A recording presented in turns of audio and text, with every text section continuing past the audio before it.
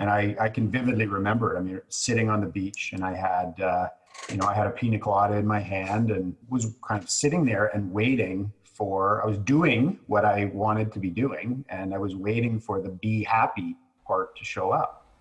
And unfortunately, it didn't catch the flight because I was just, to be honest, I was just absolutely miserable. Welcome to the From Within podcast with Ben Osterveld. Hey guys, Ben Osterveld here from Within the podcast. I have a good friend of mine, and honestly, this guy, he wouldn't call himself this, but he's a true legend when it comes to leadership, when it comes to his heart. He has a company called Lionheart, Lead with Pride. The man's got a story. He's put his dues in business, in the corporate world. He's got a couple degrees, but honestly, I'm going to let him introduce himself. But I just want to say, Chris, I am so pumped to have you. That's not just like, hey, this is a good promo. I mean everything I'm saying, Chris. I really do. I think that you're a really amazing human being. The heart that you have is crazy. The insight for business you have. I remember reaching out to you when I was when I was struggling a little bit with my wife, to be honest. I called you, and you were not just a business, like you just have a really neat spirit about you, Chris. So pumped to having the show. Thanks, man. Why don't you introduce yourself? Sure. Thanks, Ben. And of course, the feeling's mutual. We go way back, and it's great to see your success and see you doing something you love so much. So, where could I really start? I mean, you mentioned my business. It's called Lionheart. It's all about leadership, and it's a combination, a hybrid of coaching and consulting. So I work with actually businesses of all shapes and sizes to work on various issues that are getting in the way from helping them grow to a place they want to be. So those are issues typically either commercial issues or cultural issues.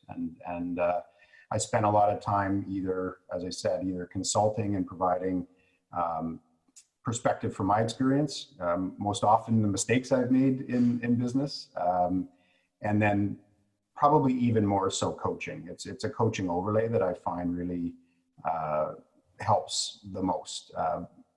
Quite often, I'd say, most business owners know what's getting in the way of helping them grow. They just struggle to push through it. So that's why the blend of coaching and consulting I've found has worked really, really well. Yeah, that's awesome. And it's the difference is you're working on a coaching aspect. You're working directly with someone, right? And the corporate, you're working more with cultural evaluations and more higher level stuff. It's cool that you've got that. So many people don't ever bridge that gap. I find like they stay in the corporate world where we're dealing with, I know you've dealt with some major Fortune 500 companies and different things, but you also deal with the general dude. So I think that's a really cool combination. I think people stay away from combining that, and you've done that beautifully. Yeah, I mean, we can get into, when we get into more of the commercial discussion, we can talk about target markets and all the rest of it. But they really are all shapes and sizes, but what they share are some really important attributes that are important to me.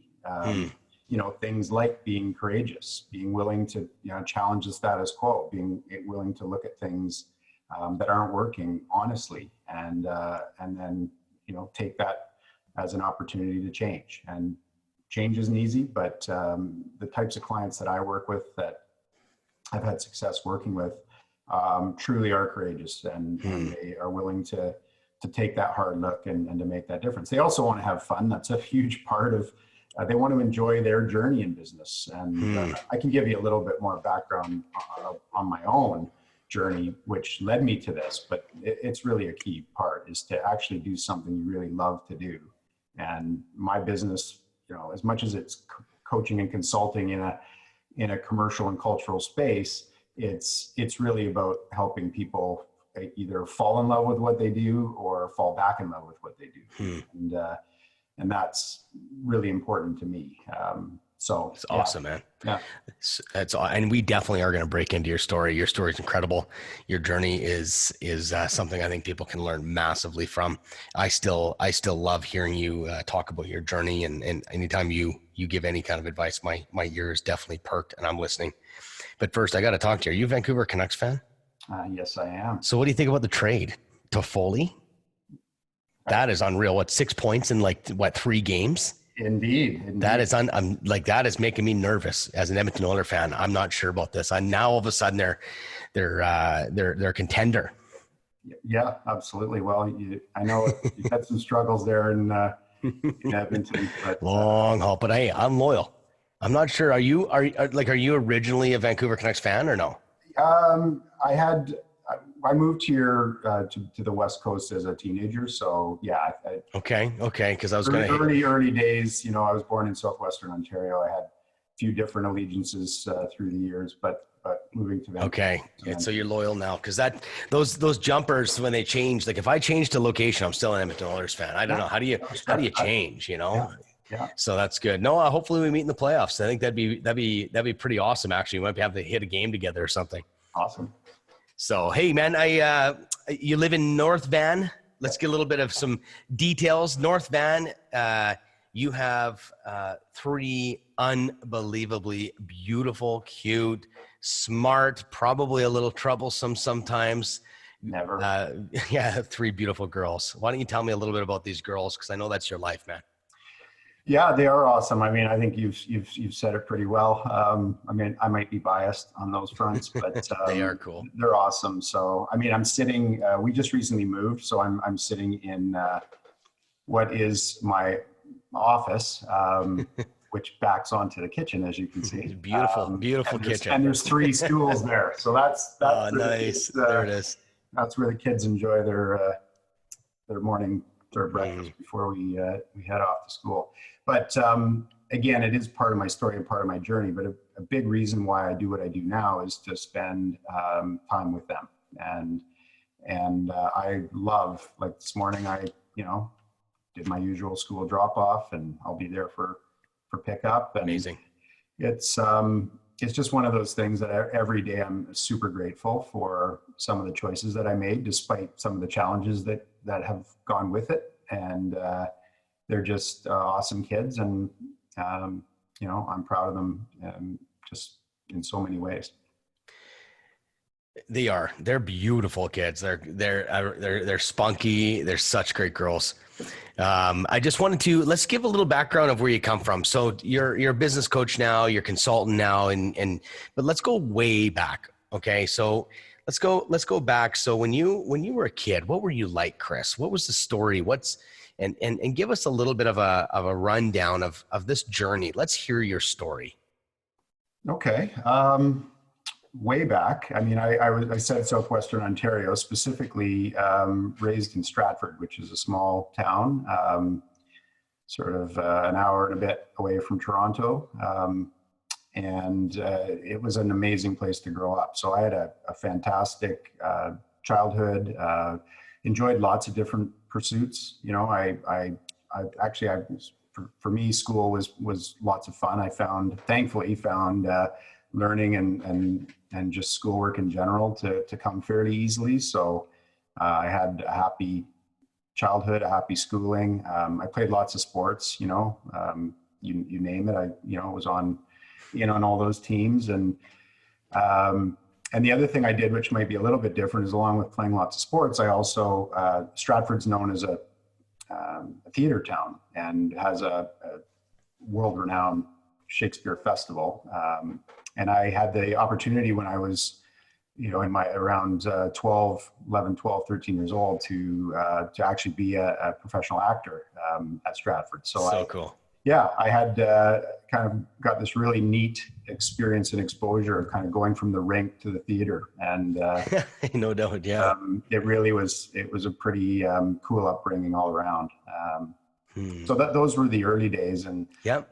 And then moved out to BC with my family. I was a 15-year-old. What brought you to BC? My folks, who were both Winnipeggers, actually.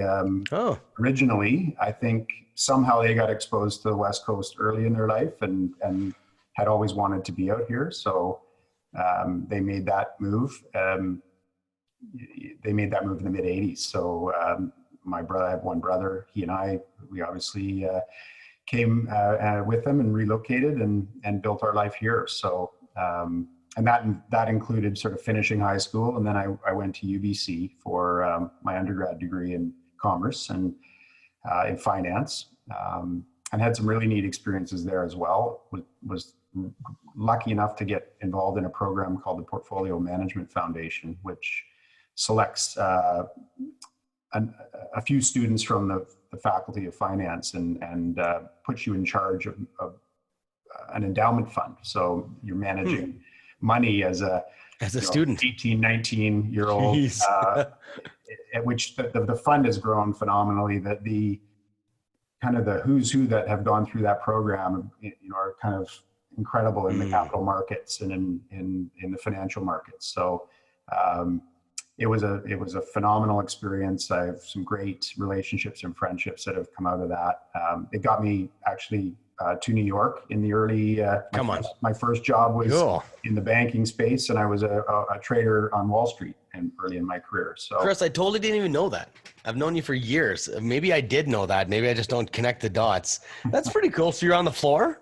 It was more working for a bank, and so each bank has their own trading floor. But yeah, I mean, a big sort of trading pit that that's cool. Kind of held that energy, and I think my locker room experience from growing up in sports came to play for that career, for that point in my career, because it was really I often use the analogy of it's like psyching yourself up for the big game every day, and so it was intense, and it was a great experience to be in my early 20s living in Manhattan and commuting down to the foot of Wall Street, and I'll never forget it. But that's where it started, and then from there I spent half dozen years or so in that industry, and then I came back to Vancouver. Sort of the allure and the pullback. Oh yeah, love it. Was favorite. Pretty strong. Yeah, and then to make that story a little bit shorter, I ended up in the corporate world. So I worked for a global leader in the chemical industry that's based here in Vancouver. I joined them to kind of at that point they were just really evolving themselves. This is mid 90s now, and I joined them, and I thought I might be there, a year and a half, and then 16 years later I was still there. So that's going to weave into the story as well, because obviously I'm not still there. But 16 years later, I had worn a lot of hats. Let's put it. So you'd say you climbed the corporate ladder? Absolutely, yeah. And did you kind of buy in at that time? Like I'm gonna. This like you just did. Was that an allure for you? Like I'm gonna get to the top?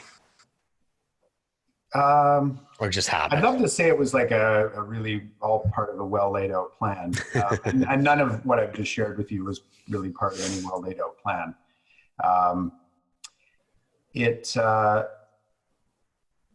I did want to rise to the top. I think the competitive side of me in those days absolutely wanted that, and I was definitely drawn to the financial reward that would come with the bigger jobs and the greater commitment. And then something shifted for me, and it was around 2008. But I realized at that point that I actually didn't want to be the CEO. Only my ego wanted to be the CEO. And I had 2 young kids at the time. So the way I would kind of best describe it is, in those days, I sort of lived my life through, there's a phrasing that I've heard before that talks about this philosophy of have, do, be. And so it would go something like, I had a couple of degrees. I went on to do my MBA after my undergrad, 10 years after my undergrad, but so I did these 2 degrees to climb the ladder, to have this big job and have all this responsibility and have access to, pretty good compensation. And then I'd be able to do things like afford a really nice house and drive a really nice car and take amazing vacations, right? And then, of course, if you have all those things, you're going to be happy. Right? And so it was 2008. We were in Hawaii, staying at this beautiful resort in Maui. And I can vividly remember it. I mean, sitting on the beach, and I had I had a pina colada in my hand, and I was kind of sitting there and waiting I was doing what I wanted to be doing, and I was waiting for the be happy part to show up. And unfortunately, it didn't catch the flight because I was just, to be honest, I was just absolutely miserable. Sitting in Hawaii, pina colada. Yep, because in one hand was the pina colada, and in this hand was, an early generation BlackBerry, right? Wow. So I was more concerned at the time, Ben, with getting sand in the keys of the BlackBerry than I was getting down in the sand to play with my kids. Yeah. So I just, it really threw me into a funk for quite a few months, questioning, what the choices I was making, and continuing to climb the ladder was only going to keep me away from my family for longer stretches. Which for me, and I hope anyone listening, it's not any kind of critique of choosing a corporate life, but for me, it just was no longer serving me. So I had to do something different. And I really, without thinking about it in the terms I shared, this whole have, do, be element, I pulled my own version of a George Costanza, and I said, I'm just going to do things backwards because that's not working. So if I take have, do, be, and I flip it the other way, be, do, have, then I made some choices. And the choices were things like, choosing to be happy, rather than waiting for it to show up on the beach. Choosing to be confident, which I hope we can talk a little bit more about on your podcast, because totally, it's one of those things where if you think about challenges in business and in life, most often we are our own worst enemy. And so I try to do things where you believe in yourself, and you frame it in such a way that you can step into the unknown without kind of the crippling sense of or dread or fear or whatever it is that stops us from doing things that we really need to do. And I chose to be present for my kids. So a big part of that looks like, this is a pretty good segue into what I do now and why I do it. But I knew I needed to do something that allowed me the flexibility, allowed me to feel really connected and engaged and a sense of purpose in what I was doing, but also allowed me to be the dad that my kids deserve to have. Yeah, I just love it. I think I just love your heart, and how I think that takes, and that's I just think Lionheart. Like, it kind of makes sense because I kind of know the backstory a bit, and it wasn't just a little job that you made that move from. It was a very significant role that you had tied to some significant money, and to make that decision, I think there's going to be people listening that it says, because I think a lot of people don't. So like, they don't make that move. Like, what does a life look like if you don't make that move? I didn't want to find out, right? And again, I do think that you really have to sit down and reflect on what's most important to you, and try and strip away the things you think that, the things that are more the optics of it, or the things that parts of you like your ego want, without the real you necessarily wanting. And I also did a lot of stuff more for what I thought other people would want to see, right? Societally, we get really connected. Our working lives are so intertwined with our identity. And I think that sits at the root of a lot of challenges for people, and a lot of problems, and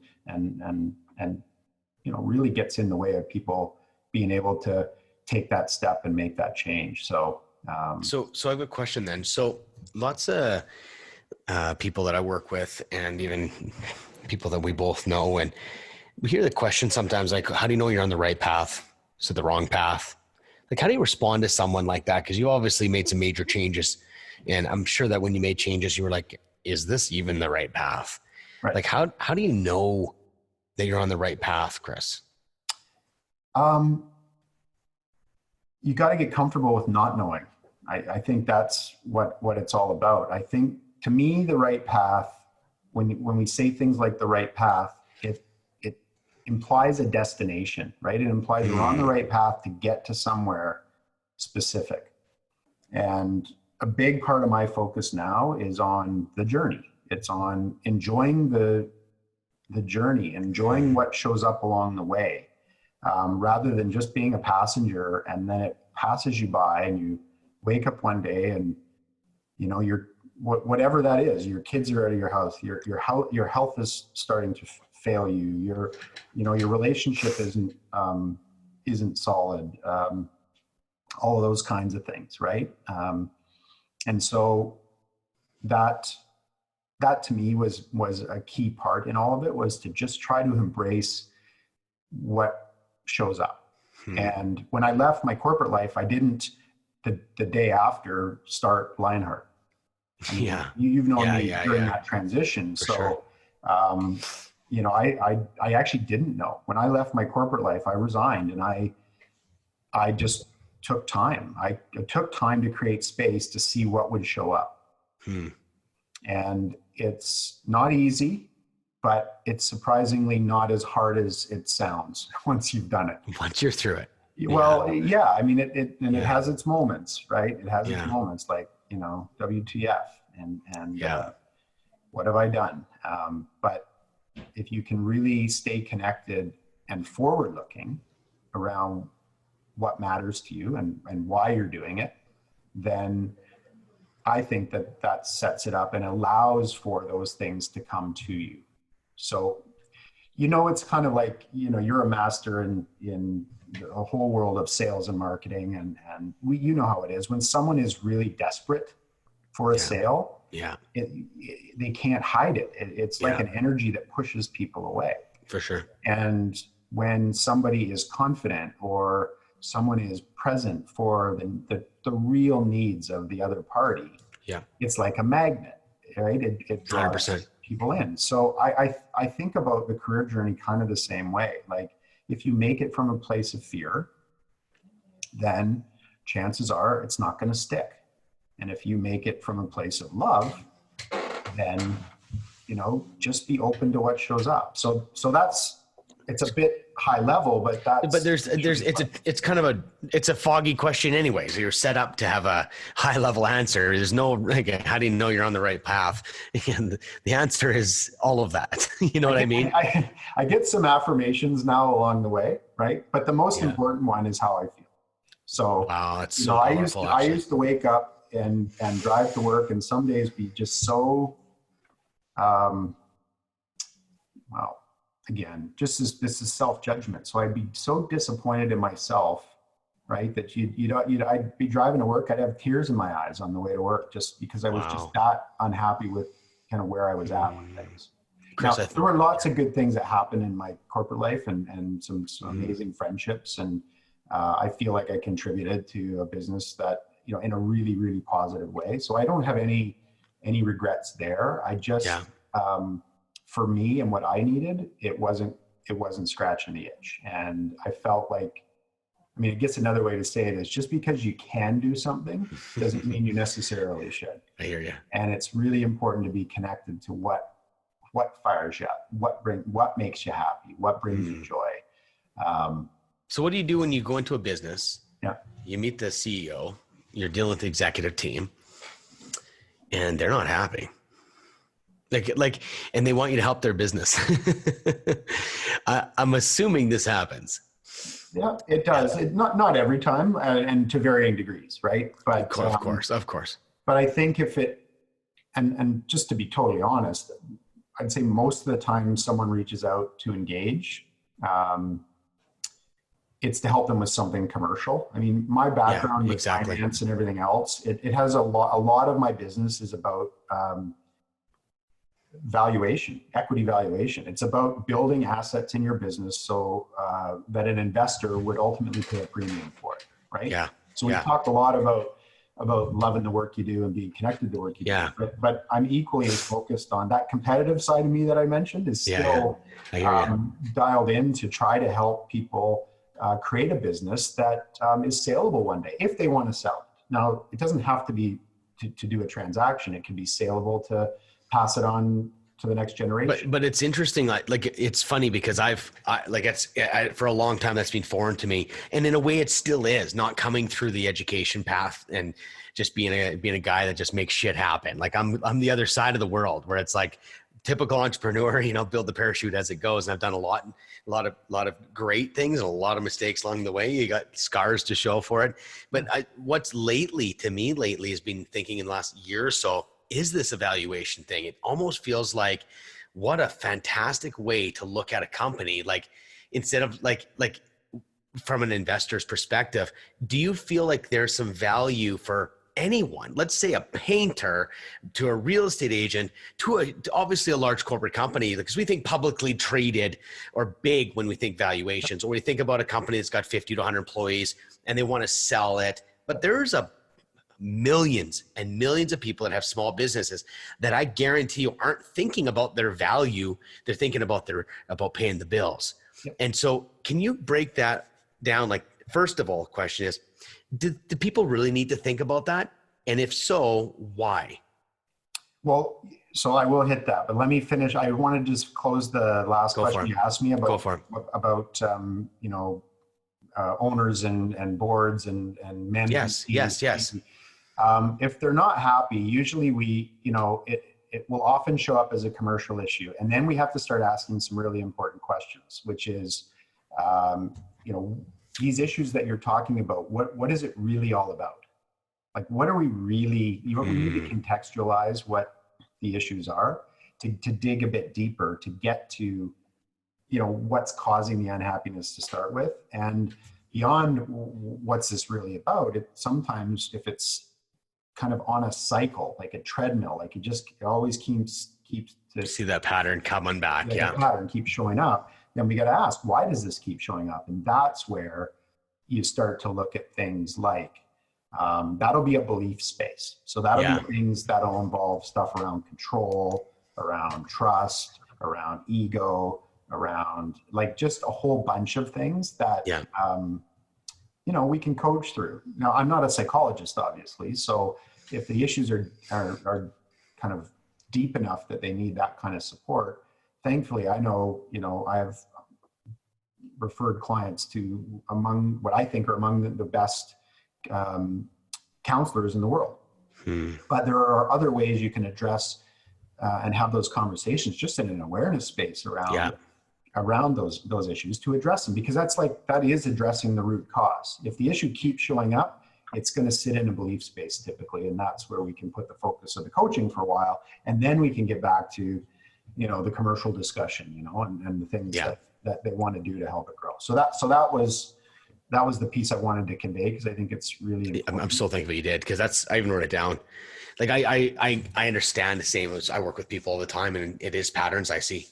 And I always say, like, I think you just called it putting even just a self-awareness conversation. Like I just got back from Vegas with, I think it was 18 people there that I was working with. And I realized this is just a gigantic mirror here.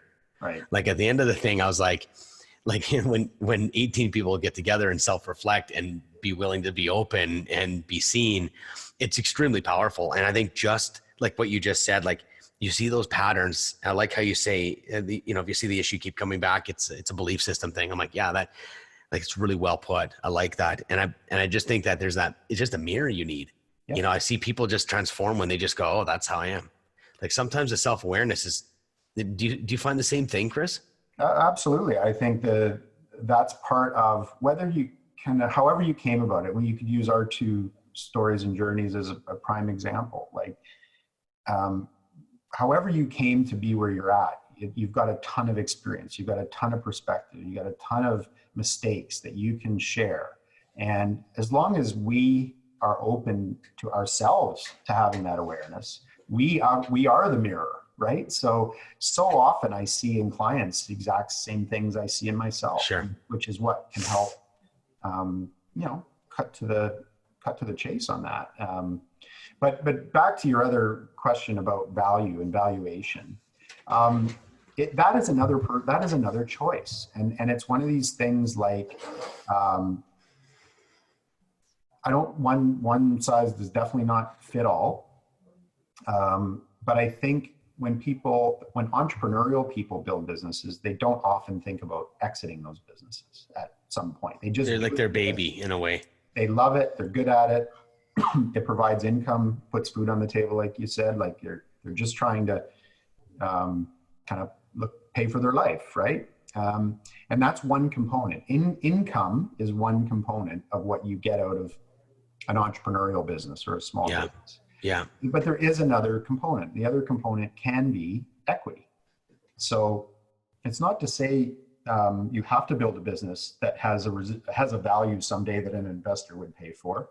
But if you're going to build assets anyway to have a business that generates great income, why not give some thought to what might be possible? Because there are real estate agents that create firms that are saleable, that others will buy. Which is a great example of a hard company that you think that's hard to sell. You know what I mean? Like, it just feels like, oh, how do you do that? I'm the guy. But I'm doing it. You know what I mean? Like I'm doing that. What's interesting, Chris, is you said something about how we look at it. If we look at it as sellable, like, I'm starting to spend more time thinking about this. I might have to hire you out as a coach here soon, Chris. But the thing is, I was thinking about it going, okay, so what do we do? What do we have? What's the values? What are they buying? And all of a sudden, it's not about how do you find more clients? How do you leverage more income? How do you bring more value to the business? How do you make more revenue or cut costs? Like, that's more what we think about as entrepreneurs all the time, always. How do we come up with a better angle or synergy partners? Like, this is the obsessive world I live in all the time, thinking about that. Growth. But as soon as it's like, hey, I want to buy your company, it's like, oh, what do you have? So that's why I have systems in there. I can show them systems. It changes everything. And that's, I kind of teach that. But what's the next level is like the questions change when it comes to like, hey, I want to buy it. Mm-hmm. Oh, so what am I buying? And it's like, how do you, and it's really interesting because I'm looking at this now and it's a whole nother way to look at business. Yeah. Well, you nailed the biggest single factor to try to address, which is if you are the business, it's not really worth anything. Like, and it would be totally anecdotal, but maybe you'd get 50 cents on the dollar for what you think it's worth. It's a list of your customers is really the only thing. And then what's the value if it's a service business? That's right. It varies. But the challenge is that once people do start to think that I might have something here, if they are the whole business, then at a minimum, they're going to have to sell it with an earnout. And you got to work at it for like 5 years. Baby. Nobody wants to give their baby to somebody and then have to stick around for 3 to 5 years to watch them change it. Totally. So, and I don't mean the diapers. I mean, change what you sunk your heart and soul Especially when you have deep convictions on how to do things. Yeah. And they're like, let's change it. And you're like, oh my goodness, that's not the right move. Yeah. I could imagine that.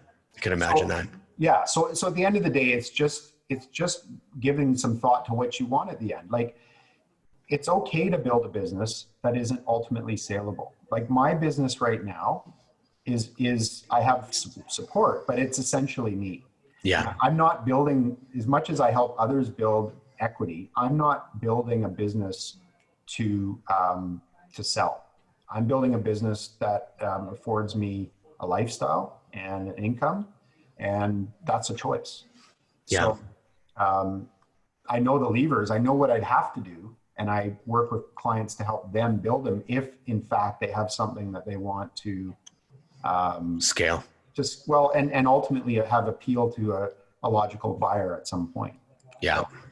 It's really interesting. So when you walk into a business, we'll talk some practical things here. New client. I know we're not going to have context, so you can kind of figure it out as I go here. You walk into a business. What's the first things you're looking for, Chris? I know no context, but yeah, I mean, like, is it the person behind the business? Is it their systems? Is it their, like, I guess I'd have to give you some context of what you're there for, right? Yeah, well, I mean, where I was going to go in response to the question initially was most of my clients, almost all of my clients, come from word of mouth from other clients. So I know it's really important to you, and you preach it, like, serve your clients really well, and it's kind of that simple. Like Yeah. you do a great job of that, then you will have more and new clients. And so now it might not happen at a super rapid pace. Like I would say my business has grown. The best word I can describe it is organically, right? Yeah. So I'm 8 years, almost 9 years into doing what I do. And, I'm going to be a 10-year overnight success. Like it's just one of those things. I love that though. You have to, put in the time if that's how you want to grow it. So for me, again, consistent with a business that affords me flexibility, I couldn't go and bombard the market and then have so much obligation that I couldn't serve clients at a high level. So we're back to your question. So my clients come from other clients. So really narrowing in on the type of client you want to serve and the type of client you want to work with is critical, because then what you have ultimately coming to you are people that they're almost essentially, I don't love the term, but they're pre-qualified. Yeah. Because like attracts like. They're your tribe. They fit you. It makes it so easy to help them too, right? It's like a great dance partner. Yeah. And I've made the mistake of not doing that at points in time, and you learn some valuable lessons that way too. For sure. Serving people that, for the wrong reasons, right? Like for sure. And I think there's a few ways to do it. Like I think about the analysis paralysis guys, and I think about the guys that are going to sit there forever and define who their client is. I think that's one way of doing it. I think there's another way of you're going to have to try them out. Yeah. I think there's the combination of that, but I think getting clear on that is so important. I don't think I'm totally clear on it. Well, and I think honestly it does evolve. So, but I do think, to your point, who you're dealing with and being really dialed in on that makes a huge difference. And then from there, like what they're actually dealing with isn't to me as critical, because we can figure that out. We can figure that out, whether it's a commercial issue, whether it's a cultural issue, whether it's, anything in that space. Yeah. We'll be able to figure that out. And they don't actually even really need to know. And half the time they don't anyway. Chris, it's so true, man. It's so, they're like, yeah, I need sales. And then you start talking about other things and everything changes and it all gets fixed. Right. It's just the story of how it works. It's so weird. So hopefully that kind of, that's really good. Where you're going with it. Yeah. One thing you told me I want to definitely get on this show is, and I'm fascinated, and maybe a little bit selfishly, but I think it's something I've referred back to when I was talking to some people as well. I said, my buddy, Chris, he's a top level coach, and he gave me some advice about teams. And he says the optimal team, I think you said, was 5 people for talking small business. 4 people. And then it's got to go to 10. 12. Geez, I got to hire you. I think I'm misquoting. Doesn't matter. When anyone that knows me, I get real close. The details are sometimes evasive, but the thing is, it's really fascinating to me. Like I've got a few different businesses, but I think about the real estate company I've got 4 salespeople, 5 salespeople, 2 admin, and myself as a CEO, and I'm just running it.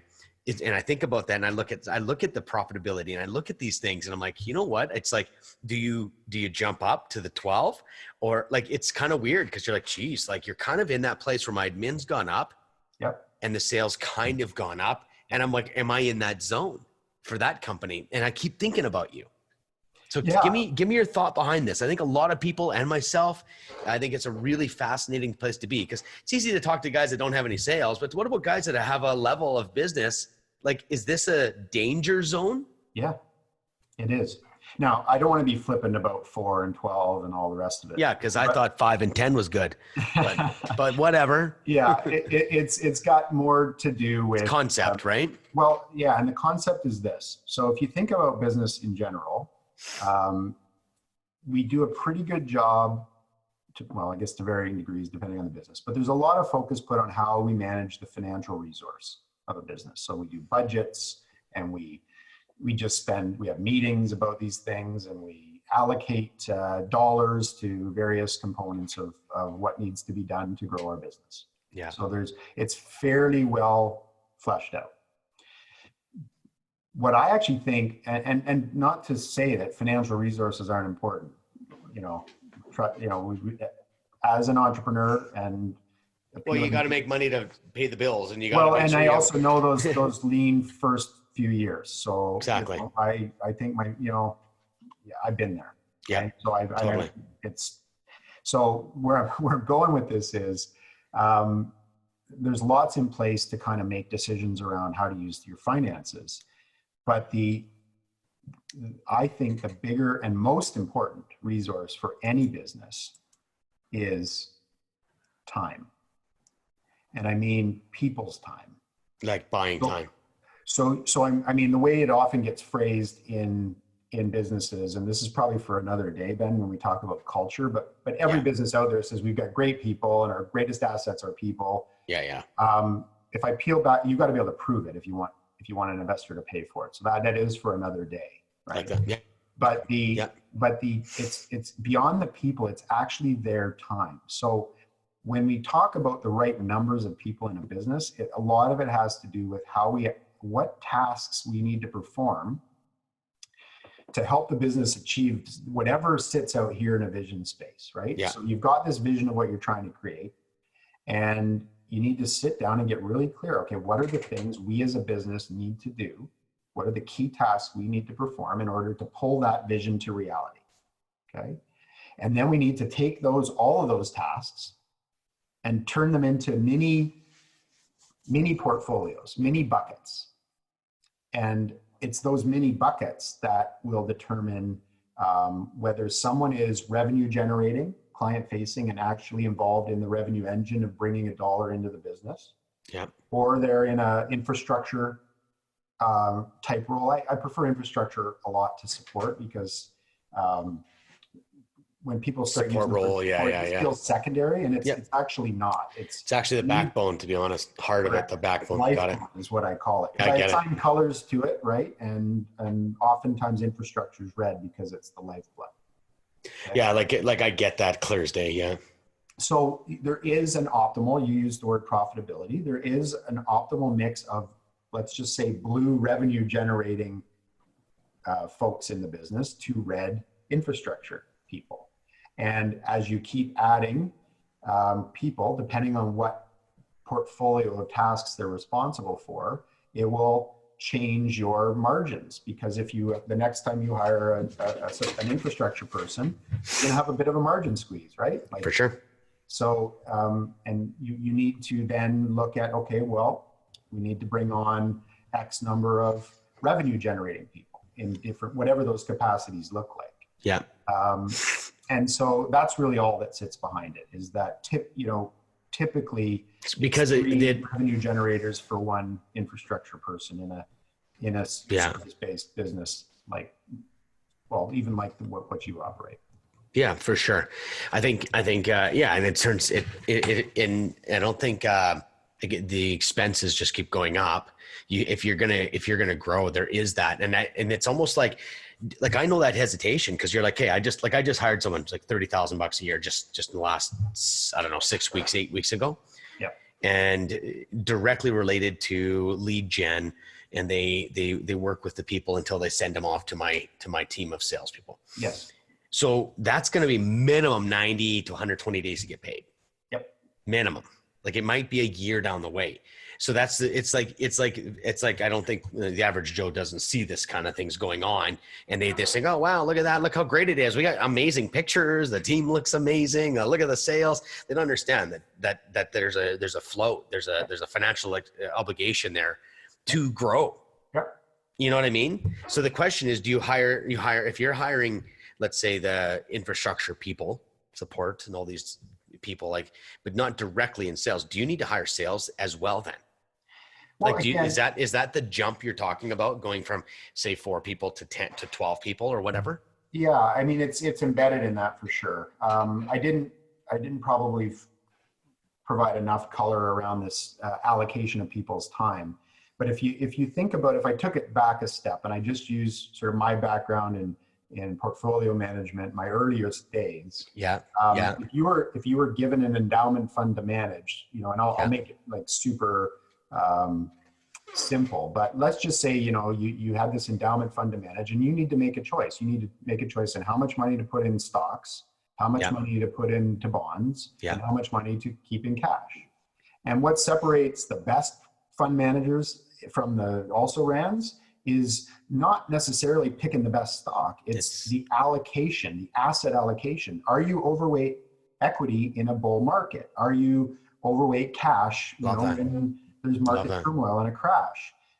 That's what separates the winners and losers. So I'm saying apply the same methodology to people's time in the business. And rather than stocks, bonds, and cash, why don't we look at it as infrastructure, revenue, which is sales and all of the things that generate revenue over the next 12 months, and then strategy. And strategies is that beyond the next 12 months. That's big. So if we took three colors of red, blue, and black across those three, red for infrastructure, blue for revenue, black for strategy, then the choice for you as an owner of the business is to say, based on where we want to go, what's the right allocation? High level. Do I want 20% of my people's time focused on the red, 70% focused on the blue, and 10% on the black? Okay, great. That feels right. Then what does that look like in terms of roles? Because the person you have doing business development that you're not going to see anything for over a year, that's black activity. That's super important. Yeah, well, that's because it's like someday they'll be like, "How do you get so lucky?" Well, you'll see why. We've been working at this for a long time. Yep. Yeah, there's no such thing as a viral moment. To be honest, I don't believe in it. Right, and the last thing I'll say is that the roles don't have to be one person, one role. Like sometimes your job might look like 50% blue, 50% black. So it's just you're allocating your time. As long as that time amount developing business for the 12 months out and beyond is happening, then you've got, because that's a challenge for lots of small businesses, right? As we talked about servicing clients and doing a great job. And I've made this mistake too, is I want to do such a good job for my clients. You give them everything you got and you get a full slate of clients, right? So I know at any given point in time, I can manage probably 10 clients, right? And give them that level of service that they deserve and that I want to give. Yeah. Okay? So you're operating at capacity. You got your 10 clients. Well, where are you doing your business development? Like where the next clients come from? Love it. It's true. Right. So I had to learn by having this sort of period of like you have to have some kind of systems in play. You have to now I get that part. That's in my world there. Like always getting new clients. Yeah. Which is the action and it's the how, it's the implementation. Right. Yeah. And I'm just saying a lot of it is coming, kind of levels. It's the vision up here, then the strategy or the plan in here, which is what that whole allocation bit is. Yeah, it's really cool. It's a strategy. And then you can decide, how to staff and what you need next. But there's lots of, I think I probably won't nail it right, but there's something like, well, I'll ask you the question because I know the percentage. But if you looked at businesses in Canada with something like 8 employees or less, it might be 9 employees or less. I think 8 or 9 employees or less.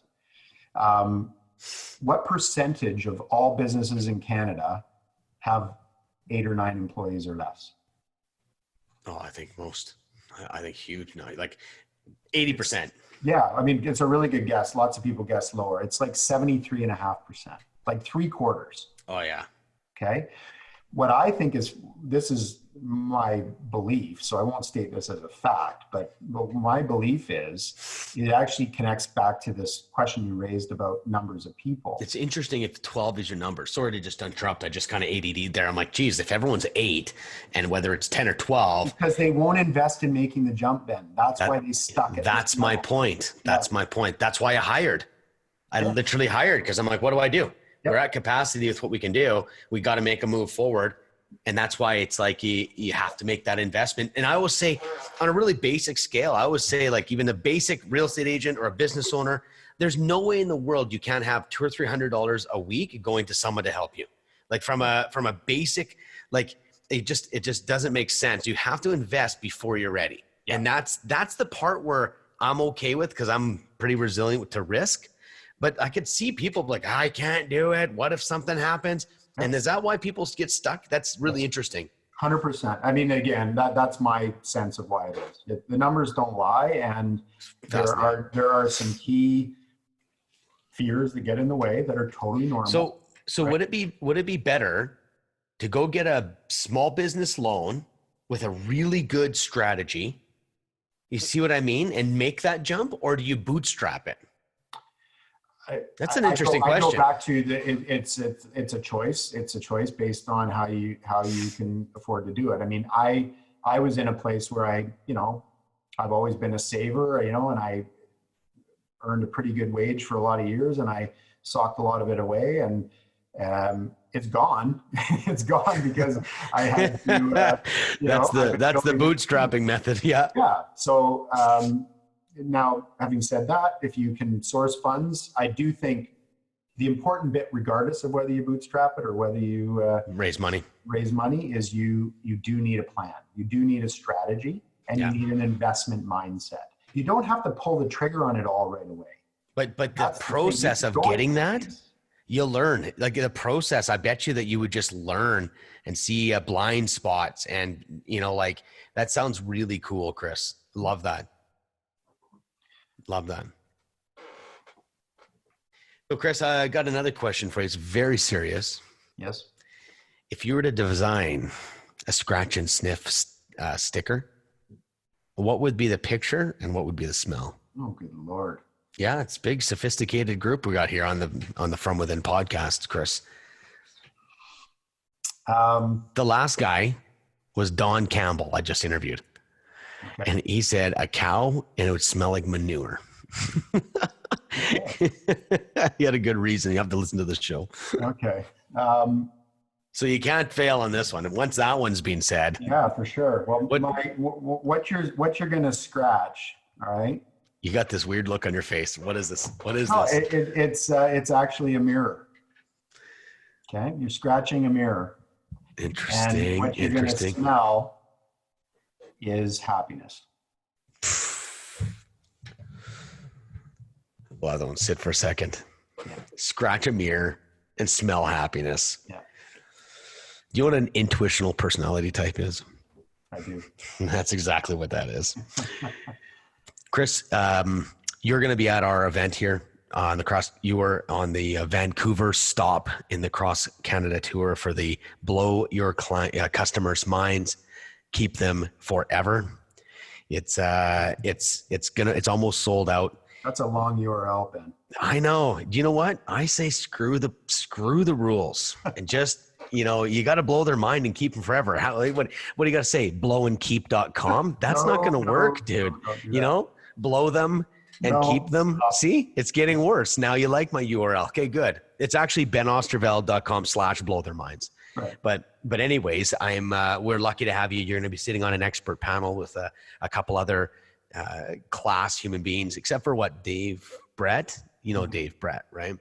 I've heard of him, yeah. You heard of him, yeah. He'll be there too. But anyways, I just want to say that's coming up March. This is going to be time-stamped forever. March 10th and 11th. I won't even put the year because maybe we'll do it again on the same year and reuse this footage maybe. Anyways, no, but that's going to be great. You're going to be there. Get to introduce you to everyone there. It's going to be a sold-out event. It's almost sold out already. So, but before we go, I always ask, as you know, we both have been on the journey of self-reflection, and we're constantly trying to, build a better life and look within and what holds us back and all of that. And so part of that is being open to questions. And I think it's cool to open up myself to a question, any question you want. And if there's no question, no problem, that you have a chance to ask me a question. And it can be either challenging or goofy or none. I don't care. Yeah, so I'll ask you a question that I ask all my clients at some point in our engagement, and typically quite early on. And the question is, what brings you joy?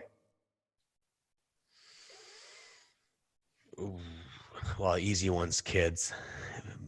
I could drill that down to like 50 things about my kids, but just for the sake of let's carve that out, because I would say the same, but that's what I mean. Like for you. Okay. So what do you do that brings you joy? What I do for myself? Yeah. Play hockey. Simple.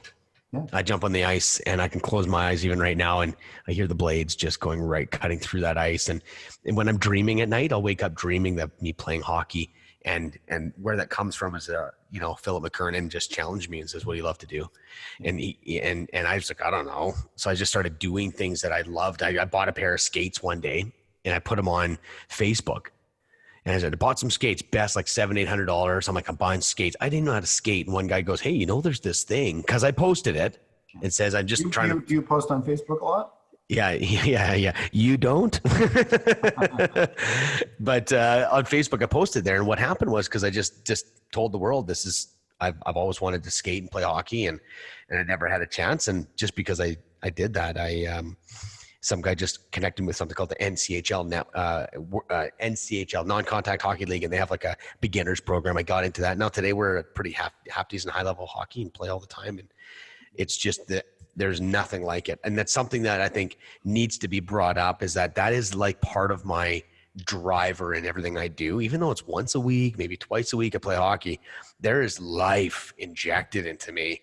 And I take that to business, take that somewhere else. And it's a place where I love the question. I think it's really cool, because in business, this is a huge missing hole, huge. And I get why you're asking the question.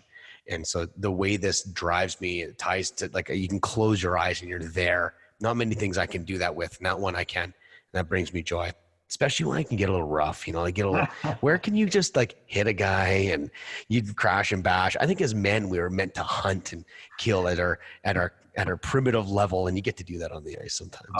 Awesome. Chris, I am extremely happy that you're on the show.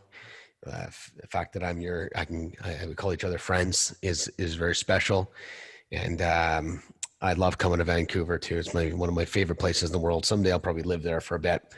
So anyways, thank you so much for being on the show, Chris. We'll kill the recording now, and we'll be seeing you in Vancouver right away. Cheers, man. See you soon.